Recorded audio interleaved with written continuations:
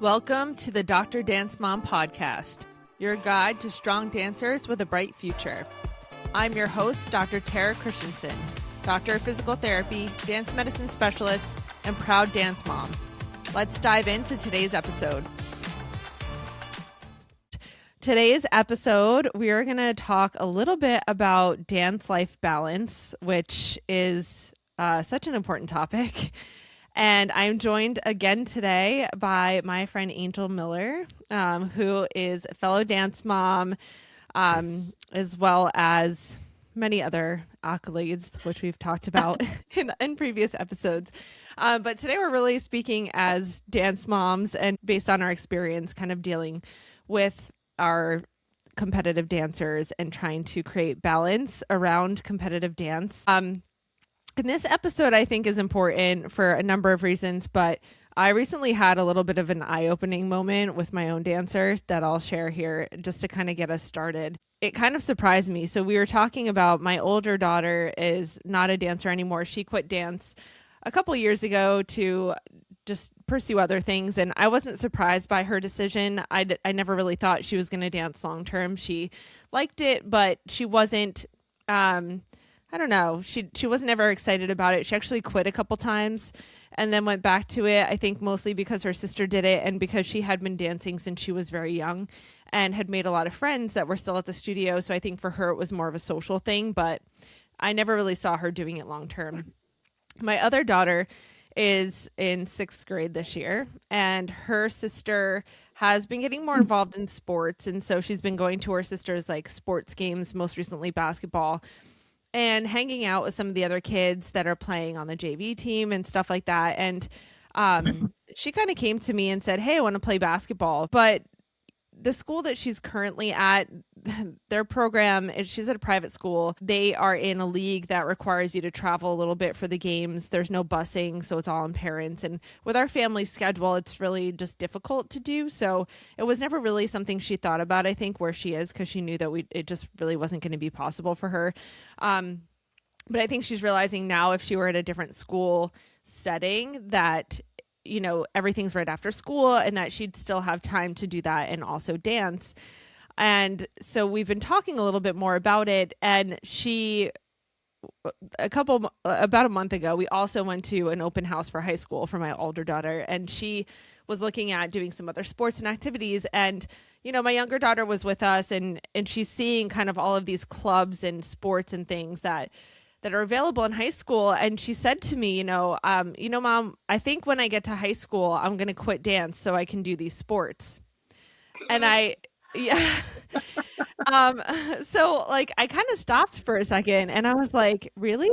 And, I would never force her to continue doing something that she doesn't want to do. Of course, I love watching her dance, and I absolutely love, being involved in the dance community at our studio. But if that's truly what she wants, it's fine. But deep down inside, I mean, this kid has been so involved in dance and she's spent so much time on her dance training and she truly loves it. She comes home excited after rehearsals when they've, done new choreography, and she's telling me about all the parts people have gotten, and I can see it in her. She does enjoy it. So I was definitely taken aback by that. And I was like, well, why would you quit dance? Like, wouldn't you just kind of, maybe you could do less dance? And she was like, well, I don't know. And so we had a conversation about it. And that was the first time it dawned on me that she has always had this perception in her mind that, it's dance or all of these other things, but that they can't coexist. And so like she has to choose one or the other. And I know that exists. I talk about it existing. I just never really thought that my own child's perception was of that, because we've had conversations about it.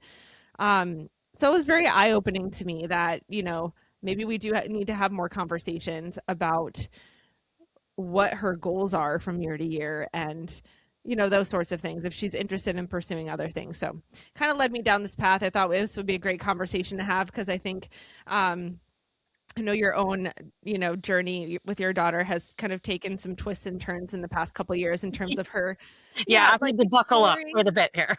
Exploring different options of things and trying to create that balance based on what she wants to do. And so I thought that this would be a great conversation for us to have, just to I guess, discuss some of the factors that go into this, but also for other parents who are navigating the same thing. Because again, I was very surprised by that revelation of hers that like, oh, I need to quit to do all Yeah, these things, and I was it's kind of like, always like when you hear those words, you're like, what? Like, wait, what? yeah, I didn't And know like, that it was like we were at that point, yeah, and yeah. or I will say this, she is very committed this year. She's got a lot of dances, probably more than, well, definitely more than she's done in the past. So this is definitely the most number of competition dances she's had in a year. So it's taken the most time away from other things. And we had already decided before the season started that she wasn't doing this much the following year. It was just kind of like the way things had presented. It kind of added up, and they were all things she wanted to do, but she did recognize right away that that's a lot, and I'm probably only going to want to do that for 1 year, and then I'll just scale back. So that had already been part of the conversation, and she was very aware of that. So I guess I shouldn't have been too surprised, knowing that that's like the culmination now of almost like, 2/3 of the year has gone by, and she's really seeing the toll of that. Yeah. But yeah, so I think one of the things that goes into this to kind of start the conversation, obviously, in terms of finding balance for your child, is and this is something that you've had to do a little bit more recently, is just researching studios in terms of like their training schedule and their competition schedule and what that looks like, because it's different at every single studio. Like, how many hours a day are they training? How many days a week are they training? How many competitions do they go to? How far are they traveling? And those sorts of things. So can you speak to that a little bit in terms of how it's been different in different places, and then also how do you go about looking into that? How do you make those decisions? Because there's pressure from in the studio too, obviously, Of course, yeah. to So, do more. to start out, my daughter had been dancing at one studio for a number of years. She basically grew up there, and as you kind of get older, you kind of add on more and more dances, more classes, more time commitments, more traveling. And we kind of got to a point where there were things going on outside of dance, things at school, and that kind of compounded with what was happening at dance. And I don't know that it was just like one specific thing, but toward probably like the middle of the year, my daughter was just feeling very overwhelmed. And we had already kind of cut back that year. The year previous, she had done a lot of dances, way more than she was used to. And she had said, like, I need to do less. So this was the year that we did a little bit less, but it was still just kind of compounding and taking its toll. So we were very fortunate to have kind of someone that we had been working with and had trusted, who did a lot of studio research for us, because I had been looking, in the area where we live, there are only so many studios, and everybody at them, and you get to talk to the parents and everything. So it first kind of came down to figuring out what she really wanted to do. What did you like? What did you not like? What do you want to keep doing? What do you not want to keep doing? So that is the first conversation like we had, and that you need to have with your child if you're thinking about this. And that it's just, going in, not being afraid to ask the questions. We met with several different places and kind of got the lay of the land and asked kind of the same questions at every place. And then we just fell into one that worked the best for us. And the most important thing is to like stick to what you had planned. My daughter knew exactly what she wanted to do and exactly what she didn't want to do. And last year that was how we came to the decision we made for what we did. And then when that year was done, we kind of reevaluated again, and she's like, well, I'd maybe like to do this and this. And then, we made another decision based on that. The biggest thing is listening to what your child really wants and needs. And had I not listened to her concerns in the beginning, who knows where we would have been. I do think she probably would have quit dance Yeah. at the time. She was not in a great place, mentally, physically, emotionally. But taking that, and we didn't take the time off. She still danced. We still kept her in ballet school. We still had her working technique classes. She was still able to compete a solo. And we made that year more of a like a rebuilding year, right? Mhm. Like sports teams always have those like rebuilding years, restructuring. So Mhm. we just kind of used that year to kind of bring back some of the confidence, kind of reassess like what's really important to us. And then we were able to make a decision this year. She was like, "Hey, I kind of miss being with more people." So, that led us to finding a studio that could give her both of what she wanted. Not a huge commitment, but still being able to do what she wanted. So, Yeah. working out well. Yeah. And I think it doesn't, so you had like kind of looked outside of your studio. I think there's also ways to do this, and this is like kind of what we're approaching is like within the studio as well. So just, Mhm, having that conversation, trying to figure out exactly what it is that they do want. mhm. So if they can offer that within the studio that you're in and your Yeah, child is comfortable there and they, enjoy the environment, they have friends, they like the right. teachers.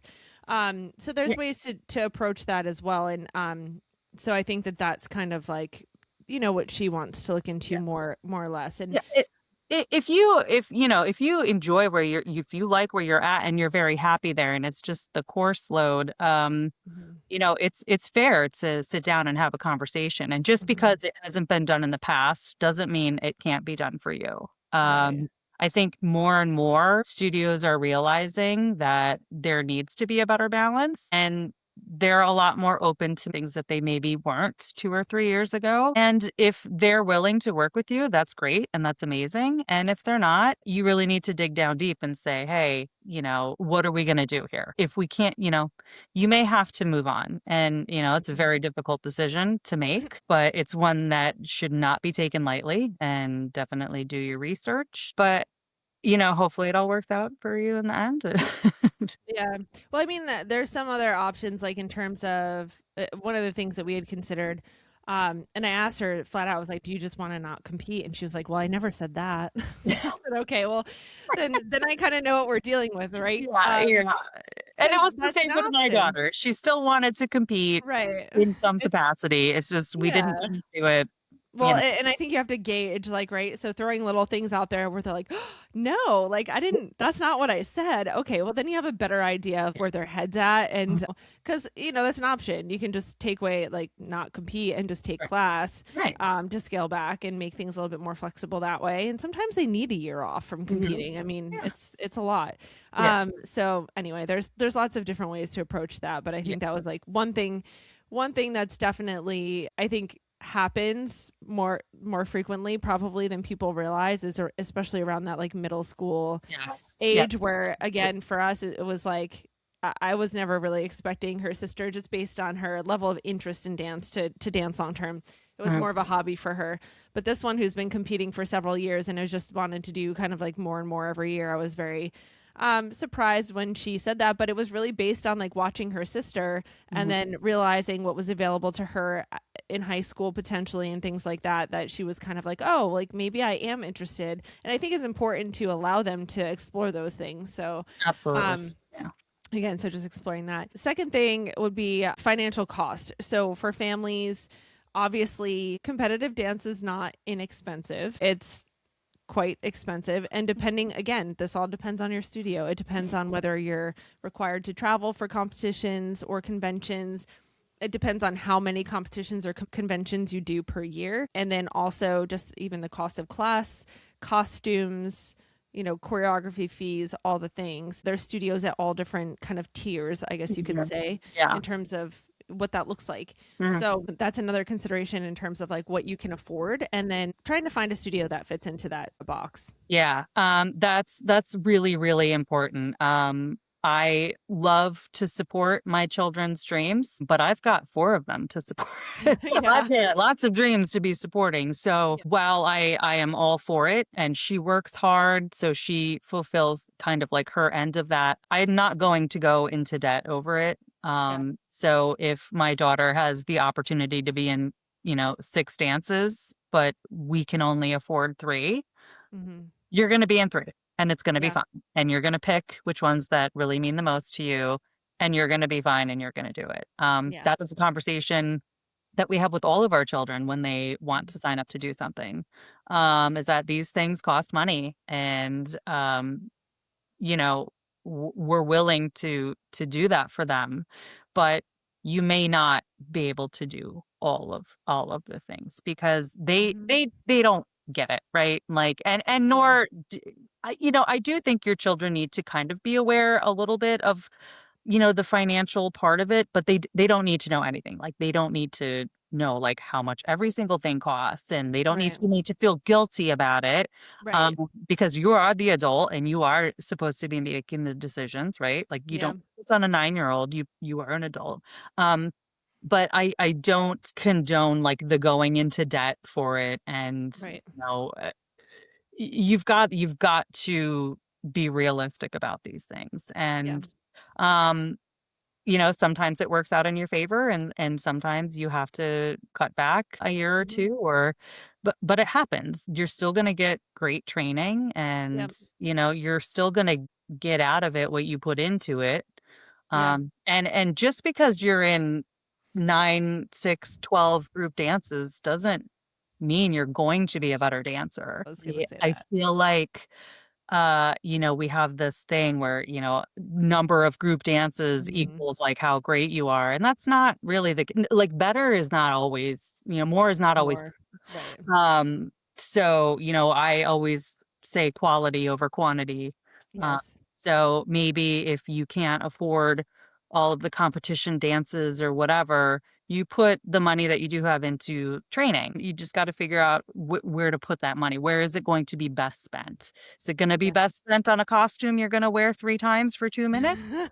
Best spent, you know, Yeah. spending a week somewhere with an amazing choreographer or teacher or whatever, Yeah.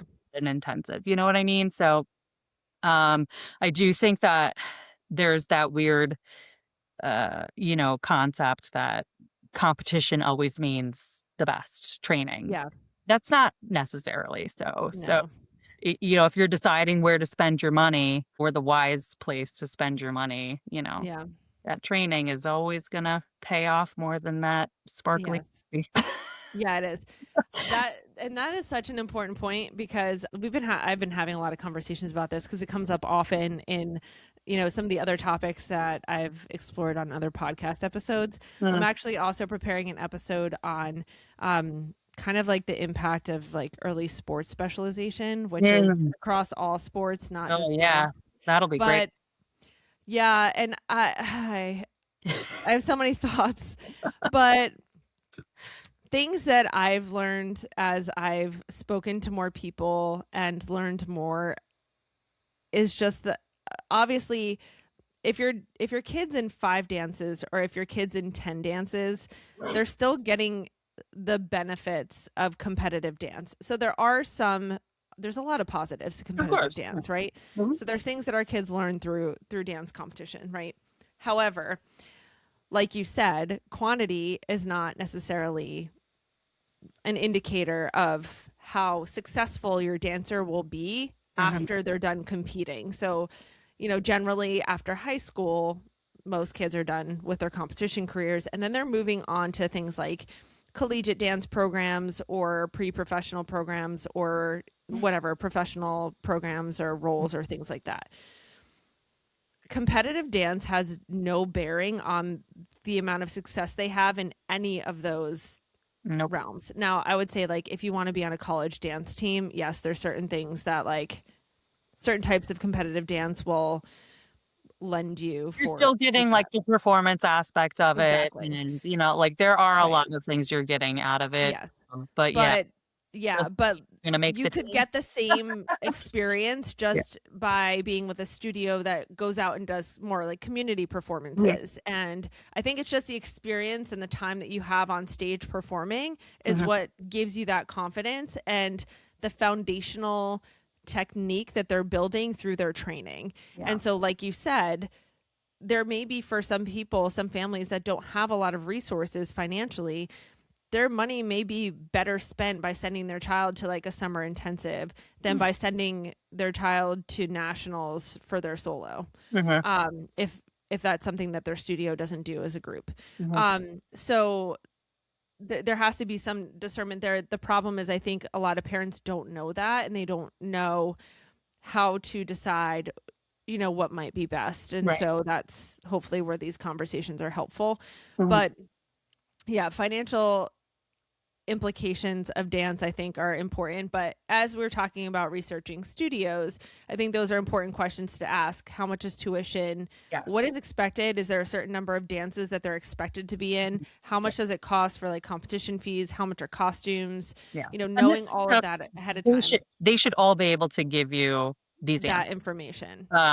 Of course, you're not going to get exact because they don't have the costume ordered for Right. what you're going Yeah. to do. But they have been hopefully in business a very long time, Yeah. and they could show last year's, Yeah. stats. Like this is what we charge per class. This is what the average costume costs. Mhm.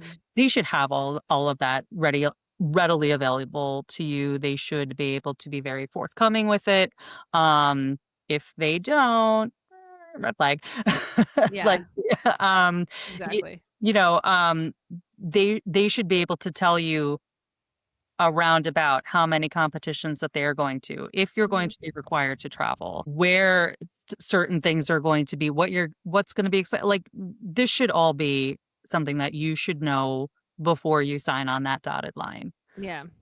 So that you can make a informed decision. Now, I'm not Yeah. going to say there aren't things that pop up. Yeah. We all know those last minute things pop, Yeah. and it Yeah. happens, and you just know that, and you just have to be prepared for that too.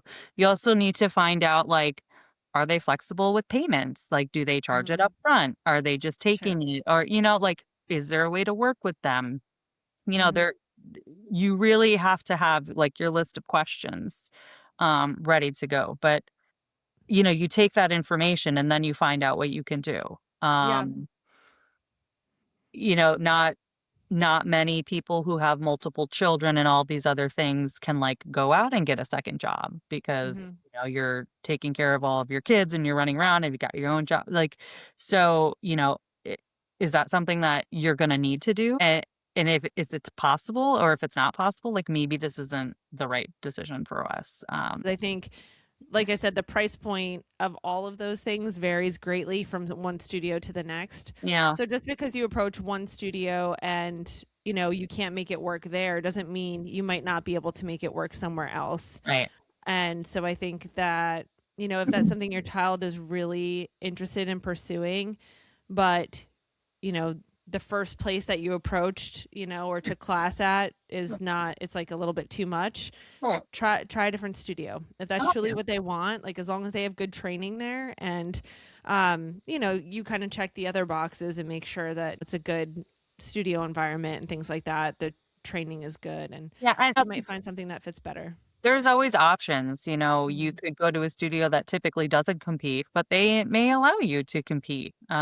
Like they may do some things for you. So, that was the situation we ran into last year. My daughter still wanted to compete. She just Mhm. did not want to do so many and the Mhm. certain types and things like that. And we were able to find a studio that was able to, okay, we don't compete as a studio, but we will allow you to. And that was a great option for us. Yeah. And, it was great financially. It was a little stressful because there were some things that I had to take care of on my end that I was used to having a studio take care of for me. Yeah. So, it was a little bit stressful and it was a little bit more work on my part, but I went into that knowing it. Feeling no, like, this is what I'm going to have to be responsible for. So it was definitely something I was aware of. But yeah, I mean, you never know until people might say, oh, they won't do that. You never know. You gotta You ask. never know. Until you ask. So, Yeah. so if it's something that you really want or your child really wants, Yeah, see if you can work it out. yeah. Um, we kind of alluded to this a little bit already, but we are talking about reevaluating each season to see what worked and what didn't work, and if your child's goals still align with the level of training. And I think that's a big one. I've seen some posts, I think, in Facebook groups about something similar to this, talking about how maybe their child has like outgrown the studio, perhaps, or feeling like maybe their child's outgrown a studio, and how to know when that's maybe occurring. And again, I think it comes down to looking at what's being offered at the studio versus at other area studios, and then trying to decide what are your child's goals? Because you may think they want to do more, but maybe they're just happy where they are. And even if they're at the top of their level and, what have you, like maybe they're comfortable there and they don't want to be somewhere where they're going to be pushed more. Maybe that's just their happy place. Mhm. So, and I think goals are another thing that are important. So, having that conversation, I would say you probably have to start having it around middle school, but trying to get a sense of, they may not know for sure, Right. where are you going with this? Do you Mhm. want to dance after high school or in college? Do you think you want to be on a college dance team? Do you think you want to go to school for dance? And they might not know, and that's okay, but some of them might. And I think some of them know very early if that's what they want to do. Mhm. So if that's something they're looking to pursue and they're really convicted that they want to pursue that, I think that's a different story. But a Yeah, lot of these kids don't know. And a lot of them, to be honest, won't dance after high school. it's true. So I think that's a big part of the conversation in terms of like creating that balance, is realizing that your child may be really committed to dance at a certain point in their life, but once other things are available to them, you want to create a well-rounded human, right? So Yes. if they're not totally convicted by like middle school, I want to go to school for dance, I want to dance for the rest of my life, I know that's what I want to do, then I think that's more important to create that the option for them to be a little bit more well-rounded and explore some other things. Yeah, I agree. I think that if your child knows for sure, like, this is what I want to do, and you can see it in their work ethic Yeah. and in their performance things like that. Yeah. Like, are they willing to put in the work? They Hmm. committed themselves to this.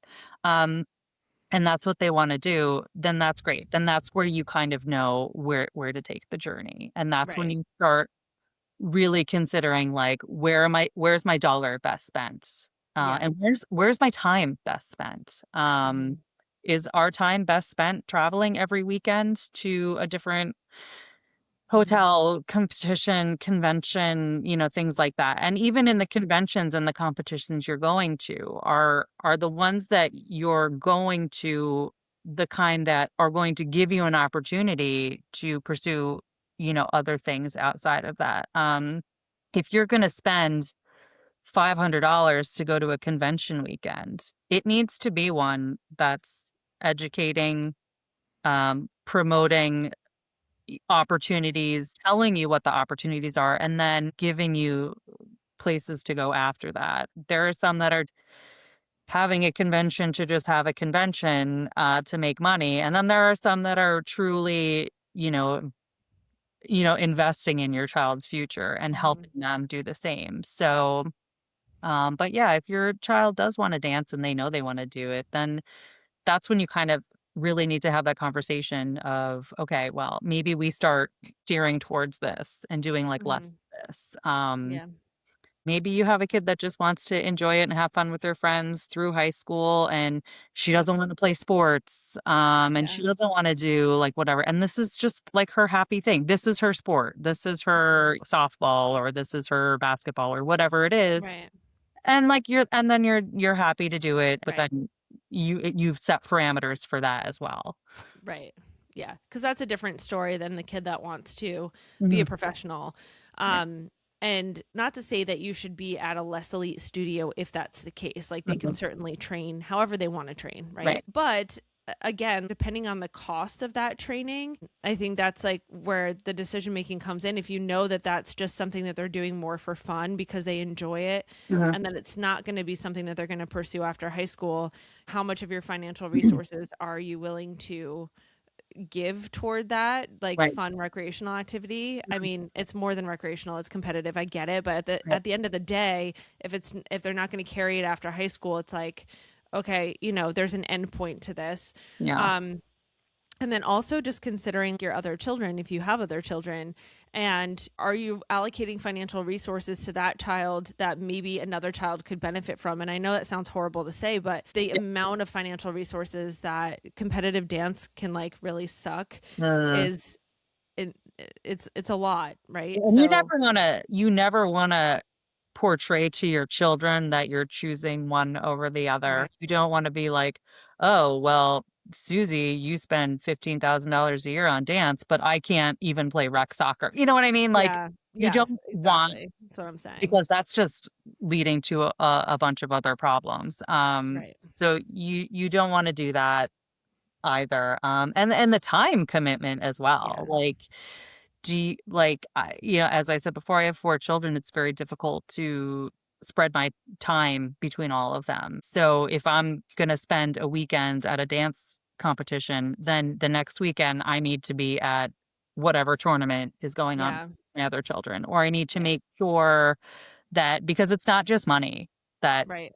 you're Yeah. you're giving of yourself and your family. It is your time, and it is Mhm. not just your time with them, but your time with the whole family. The whole Mhm. family. Yeah. Which for us is very important. We like to have dinners together. We like to spend time together.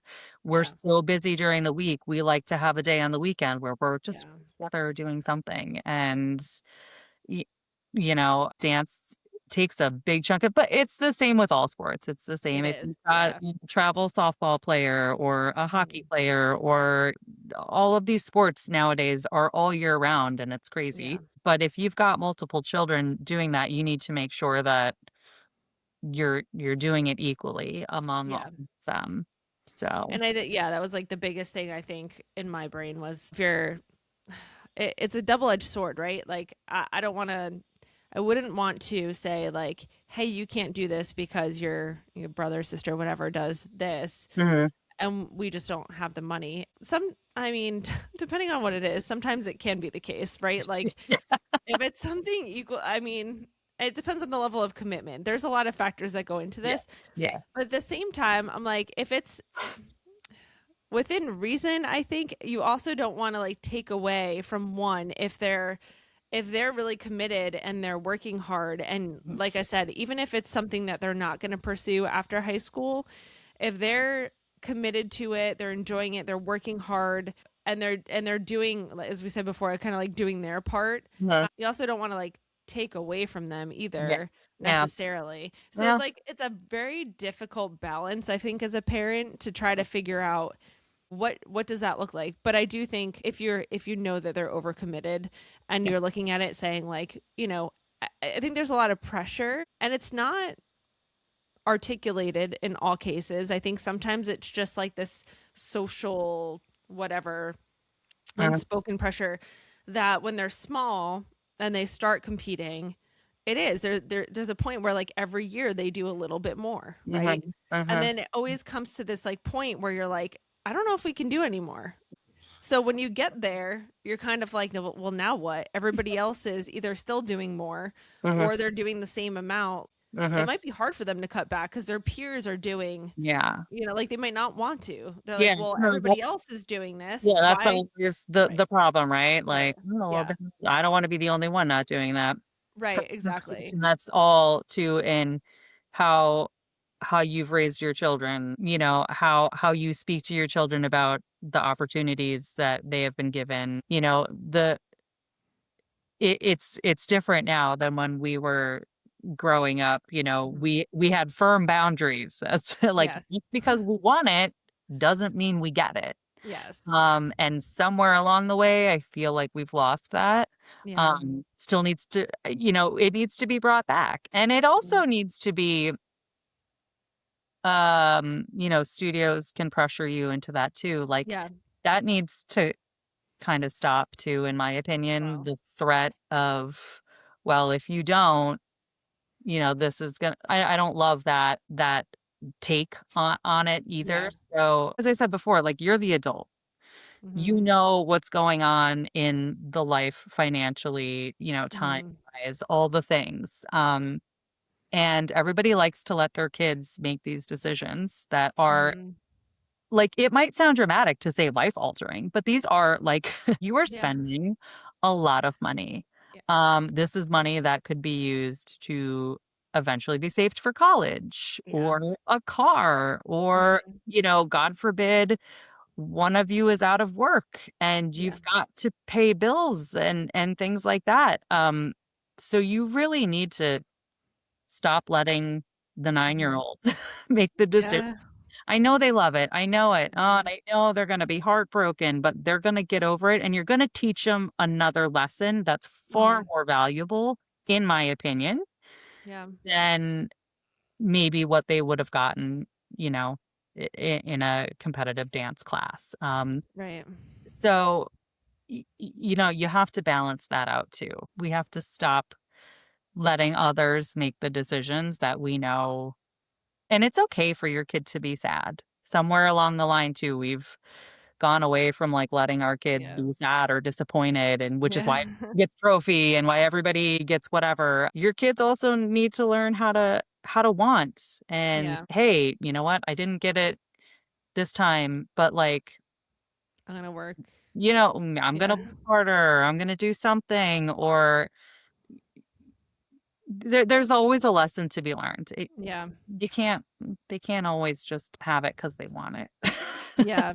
Like, I yeah. agree. So And I think yeah, it is tough. It is tough to say no. It's mhm, tough to say no to your kid. It's tough to say no because you don't know what the repercussions might be. Um, Hopefully, you're not somewhere that's something you a need to thing. worry about. Yeah. It could be, and again, that depends on the type of studio that you're at. That brings up a whole other conversation. So, Yeah. just being realistic about what is right for your hmm family. I think not comparing, because that's, I think, where a lot of it comes from, is that, like I said, that like unnamed pressure, that like societal, social Mhm. pressure within the dance studio, right? It's like to do more. But I think a lot of it is comparison, social media, that sort of stuff too, because Yeah. kids see like what everybody else is doing. And of course, it's a highlight reel, but they're kids. They don't understand that. So they don't understand that there's probably some not so beautiful sides to all of what they're doing as Right. well. And even they don't understand the stress on the parent, Yeah. and what that feels like in terms Yeah. of financially supporting that, or even just with your time and managing schedules, and again all the things that we've been talking about. So I think it's easy for our children to get caught up in the, oh, like so and so's doing 12 dances this year. I only have seven. Well, seven's still a lot, you Yes. know? So I wouldn't be too worried about it. And I think a lot of them equate the amount of comp- competition dances someone's doing with their success or their ability, or Mhm. something like that. And it's just not true. And I think that's what leads a lot of them to burn out as well, because the more you add on, the more hours they're there. A lot of them, they burn out at some point. I do So, think that that has something to do also with that age. We see it in that like middle school yeah. type age because that's sort of where they've kind of like peaked, right? Like Yeah. they start off very small with maybe Mhm. one or two or three dances. Yeah. And by the time you get into middle school, you're Mhm. in 9 or 12 dances Yeah. and that's a lot. And you're suddenly like, that's a lot. I'm Mhm. tired. I'm Yeah. burned out. I'm getting hurt. Yeah. Like, I'm cranky all the time. I'm not Mhm. sleeping. All the things kind of compound. And you'll notice at that age, that's when a lot of kids will leave the dance Yeah. world. I feel like that's and it's like you never know. Is it because they're getting ready to go into high school and there's more opportunities? Mhm. Or, is it this or is it that? Or is it that they're so burned out Mhm. that they're just like, yeah, I'm done. Well, Like, I think they're also at that age, they become a lot more aware of what they're missing out on. yeah, So, yes. things like friends getting together, birthday parties, family gatherings is a big one in our house. So, like, we had a wedding a couple years ago on recital weekend, which it was recital. So we knew about recital in September. We didn't know about the wedding until much later.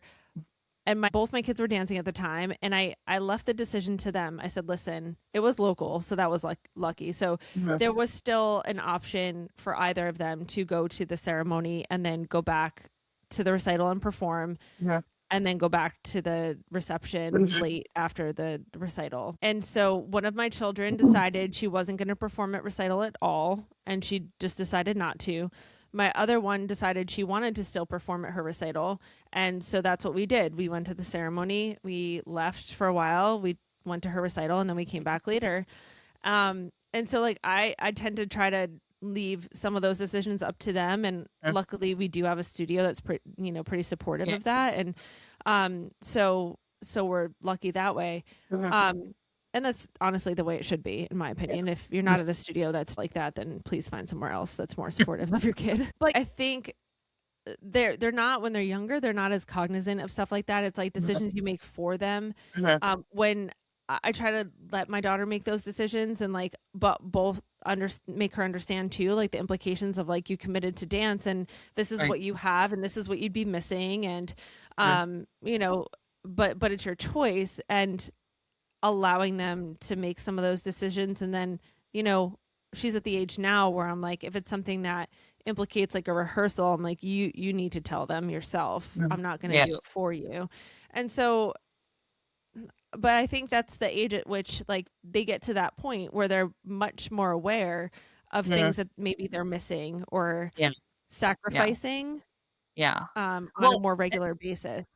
and the thing you said too, the school, what they have available. Like my daughter is Mhm. in a similar situation to yours. Where she is at now, there are not a lot of things offered to them. Yeah. But where she will go next year, it's like a Mhm. whole new world. Yeah. And she has theater and she has competition choir and Yeah. traveling, she's all of these other things Yeah. that she can be involved in that will be very difficult. Like she will still be able to dance. Yeah.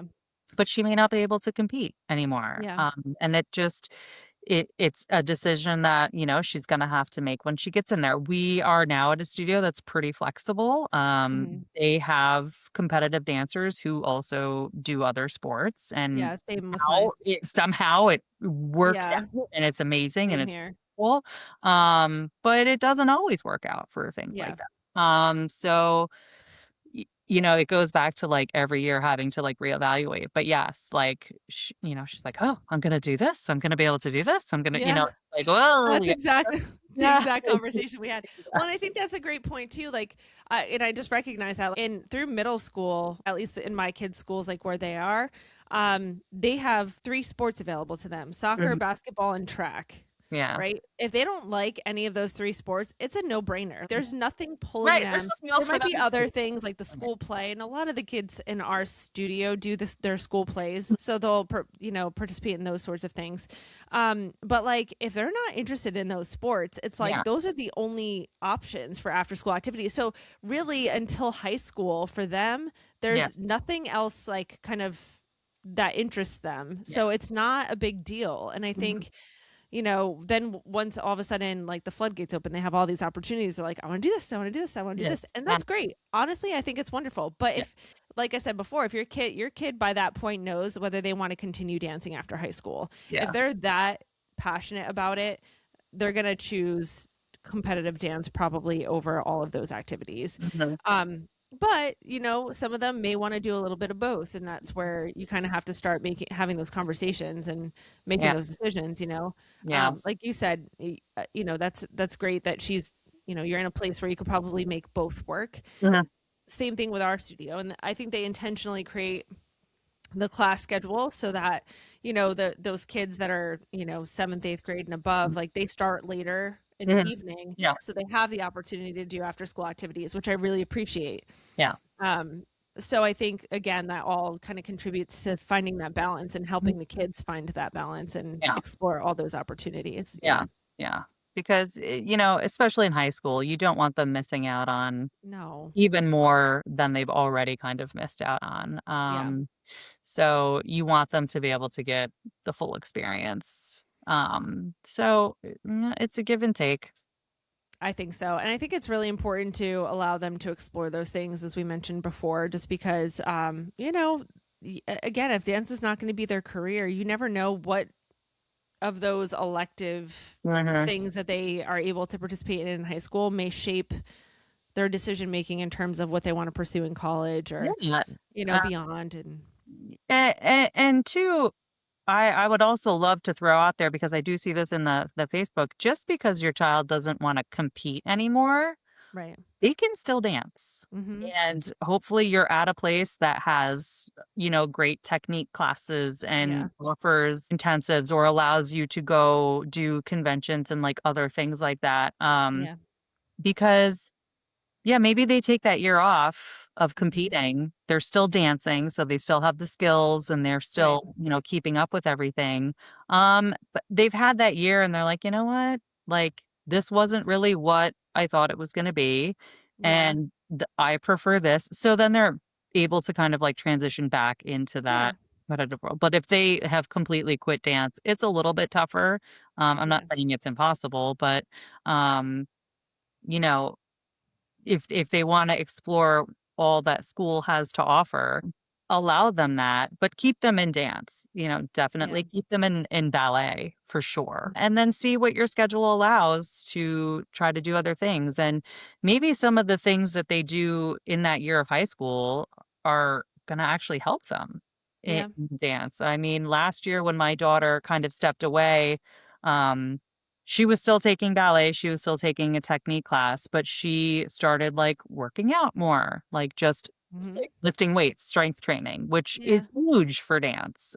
Mhm. She started taking, like, ballroom classes, which she's not gonna be a ballroom dancer, but it was just a different way, and it was fun, and it Mhm. was she didn't have to do it every week. She could just come, but she started doing jujitsu with, it's like Yeah. all of those things that she learned in that year are things that she's able to take with her into Yeah. dance. So it's important to allow them that and don't look at it so much as a loss. You didn't lose a year of dance. Mhm. You gained a year of experience in other Mhm. things. And you need to have that mindset too. It's you're not losing this. You're gaining something else. There's always something to be gained.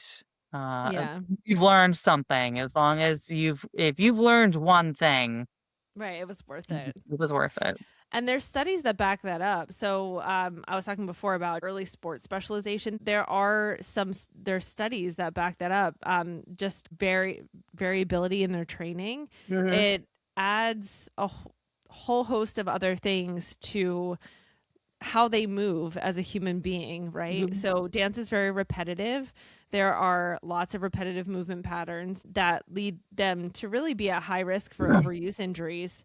And Right. so creating different movement patterns because of different sports or activities is preferred. It's preferred for any athlete who's specializing kind of earlier on in sports to maybe in their off season play a different sport just Yeah. so that they get variability in their movement patterns, their coordination, that they fill in strength gaps that are missed in their primary sport. Mhm. And so I think that if dancers are able to do a little bit of both, maybe they do cut back a little bit on their number of competition dances or their competition groups or whatever for a year, and they try another sport, it's actually a really beneficial thing for their dancing. Yeah. So that should be encouraged. And Absolutely. you're also introducing them to, like, different coaching styles and Yes. different people. I know when we're dancers and we're always around the same Yeah. dance girls, sometimes it's great. They Mm, form this bond and it's amazing, and sometimes it's not great, and sometimes it's good to have friends who are not in that world. It if they get into, like, a sport, it's a different kind of competition, right? yep. Like, they're competing still, but it's different, and so there are valuable things to be, taken away from that, and even Yeah. if you do it for a year, like, that's gonna help. It's gonna help if you Yeah. go back. Um, so, you have to allow your child to have those experiences as well. Yeah. I think looking at a dancer as like a whole human being too, right? Thinking about what sports kind of provides for them outside of the context of dance. So, for example, my daughter's in 8th grade. She's going to a high school. We generally live in the same area, but where we live, all the high schools are regional high schools. So there are students coming in from multiple surrounding towns. Yes. So, you may go into high school with like this small group of kids that that you've gone to school with previously, but there's also all of these new students coming into the school. Yeah. So you're still meeting a lot of new people. Participation in organized sports or other clubs or activities allows them to meet friends Yeah. in that school setting, right? That have common Yeah. interests. So it's going to kind of provide them that social opportunity. And really, like, these kids, they need that well-roundedness. They need to have a positive school experience. They need to have a positive home experience, obviously, and a positive dance experience, but that's all part of it. They Yeah. can't just have this one small corner of their social life. Then what happens when they do move on and they go to college? Or do they even know how to make new friendships or form new connections, because they probably haven't in years, right? They've been with the same group of kids for however long. Yeah. And, another thing too is like, dance is so time consuming. Yeah. We need to allow our kids to do other things like Hmm. homework. Yeah. Like let's Yeah, that's let's important. still focus on like our academics. Hmm. Maybe you want to teach them a different kind of responsibilities, so they need to get a job. Yep. Or, Yeah. It's you important. you still need to focus on family time. You still Yes. need to remember those things that are important to you and to your family, and you need to be instilling them into your child. And if they are Yeah. at dance 8 hours a day, 6 days a week, like, Yeah. where are they learning these things? Like, Hmm. they do learn a lot from dance and competitive dance, Hmm. but they don't learn enough. They Yeah. don't learn all of the skills they're gonna need to, like, navigate through life. Like, Yeah. are they required to come home and do chores, keep a Yeah. clean room, Yeah. all of these other Do their things, laundry. do their laundry? Like, I feel like it has taken over and these kids are missing out on like huge life skills that Yeah. they need. So that's always my concern with any of Hmm. like the sports or anything that my kids do. Requires that Like, commitment. Yeah. you can do this, but like there are limits Yeah. to what you can do, because this is still important to us as a family and I'm still going to require this to happen. Yeah. Um, so, and the thing is too, is what if these kids do want to continue dance after high school or into college, but what if they don't? Like, what if Yeah. that was their plan Yeah.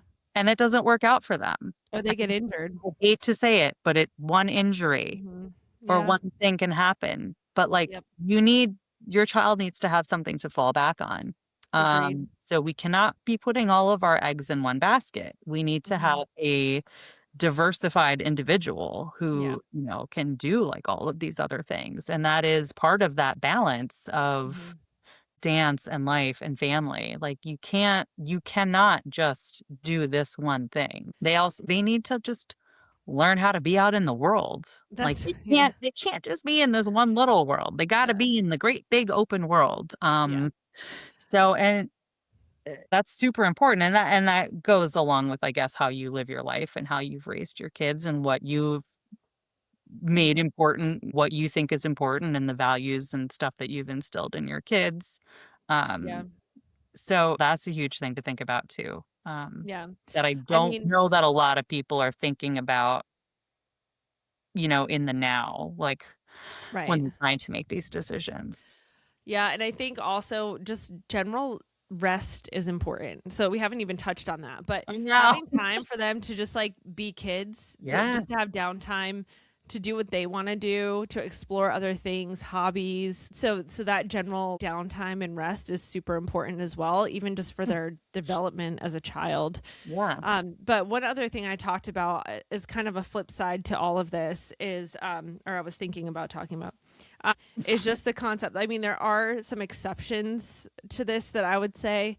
There are some kids who maybe don't have the best home life or environment Yeah. that prefer to be at the studio because it's their kind of like safe space. And Yeah. I just wanted to say, like, we're not talking about those kids. Yeah. No. No. Right. So just to be clear, like there are definitely exceptions to this. We're just talking about in general. Yeah. For the average competition kid, for the families that are trying to kind of juggle everything in the environment that's always saying like more is better. Yeah. That's really what we're addressing here. Yeah. Well, overall, I think we've discussed all the different aspects that we could think of here in terms of creating balance with competition dance within the family unit and financial resources, really making sure that your goals for your child or your child's commitment to dance is in line with what their goals are for themselves, both present and future. Making sure that you're giving them the opportunity to explore other things if that's something that they want to pursue, and or looking for opportunities or studios that may be a better fit in terms of allowing them the time to explore some of those things and maybe not overcommit to competing, but still allow them to compete and participate in some school activities or be a little bit more flexible with family commitments and things like that. So I think that pretty much sums it up. Yeah. Yeah. Yeah. Yeah. Well, thanks so much for listening, everyone. If you have any questions, if you have any comments, please email or comment. I hope you enjoyed today's episode and learned something. Please be sure to follow or subscribe so you don't miss a thing. Also, make sure you head over to Instagram and YouTube and follow us there. Send us your listener questions, topic suggestions, and feedback at doctordancemompodcast@gmail.com. That's Doctor, fully written out, Dance Mom Podcast, also fully written out, @gmail.com. Thanks so much for listening.